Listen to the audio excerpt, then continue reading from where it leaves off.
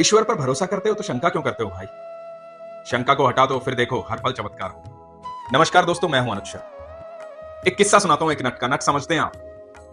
रस्सियों पर चलने वाला एक व्यक्ति, हमने गली मोहल्लों में कई बार देखा हो। खेल दिखाने आते हैं, एक आदमी रस्सी पे चलता है, उसे नट कहते हैं। तो दोस्तों एक नट था। ये नट जो था, दो बड़ी इमारतों के बीच में चल रहा था रस्सी बांधकर। उसके कंधे पर एक बच्चा था। नीचे लोगों की भीड़ लगी हुई थी, बहुत भीड़ लगी हुई थी, लोग देख रहे थे।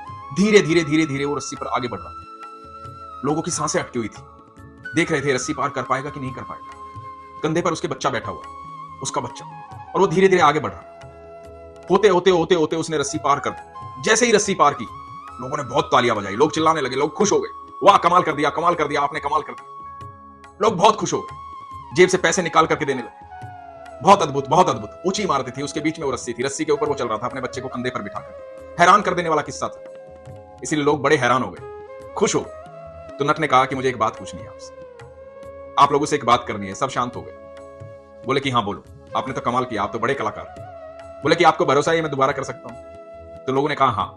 बोला आपको सच में भरोसा है कि मैं दोबारा कर सकता हूं? लोगों ने कहा हाँ आप कर सकते हो। उसने फिर पूछा, मैं आप सबसे पूछ रहा हूं, क्या आपको भरोसा मैं दोबारा कर सकता हूं?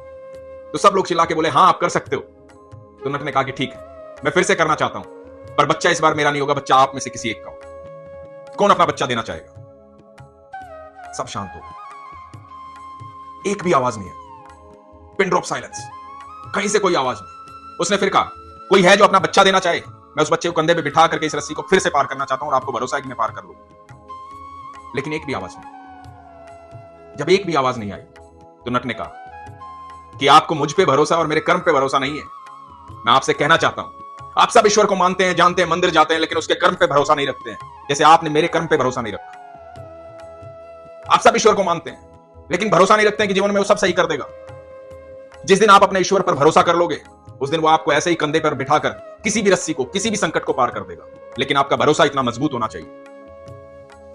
जब आप ईश्वर पर भरोसा करते हैं, तो आप यकीन मानना, जिस तरह से मैं इस रस्सी पर चल रहा था, उसी तरह से वो इस दुनिया रूपी रस्सी पर चलता है, आपको कंधे पर बिठा करके, और आपको इतनी सी भी खरोच नहीं आती। लेकिन आपका भरोसा मजबूत होना चाहिए। सोचिए दोस्तों, एक छोटे से नट ने, एक साधारण से नट ने इतनी बड़ी बात कह दी, लोग सन्न रह गए। मैं आपसे भी यही कहना चाहूंगा, आप भरोसा रखें तो पूर्ण रखें, पूर्ण विश्वास रखें, कहीं भी कमजोर मत होने दें अपने भरोसे को। आप देखिए, दुनिया में ऐसा कुछ भी नहीं है जो वो नहीं कर सकता। वो आपको अपने कंधे पर बिठाना चाहता है, लेकिन आपका भरोसा होना चाहिए। इस दुनिया में हर संकट को पार लगा देगा, लेकिन आपका भरोसा होना चाहिए। मुझे उम्मीद है इस कहानी से आपने बहुत कुछ सीखा होगा। आप अपने घर के मंदिर में पूजा करते हैं, मंदिरों में जाते हैं, आप सिर्फ इसलिए पूजा करते हैं कि पूजा करनी है? नहीं, आप बैठिए मंदिर में और जाकर के विश्वास से पूजा कीजिए।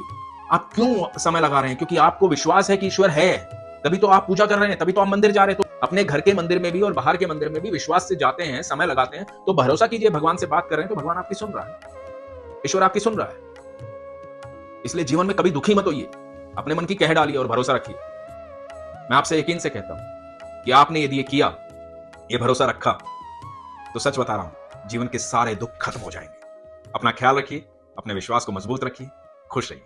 हरे कृष्ण।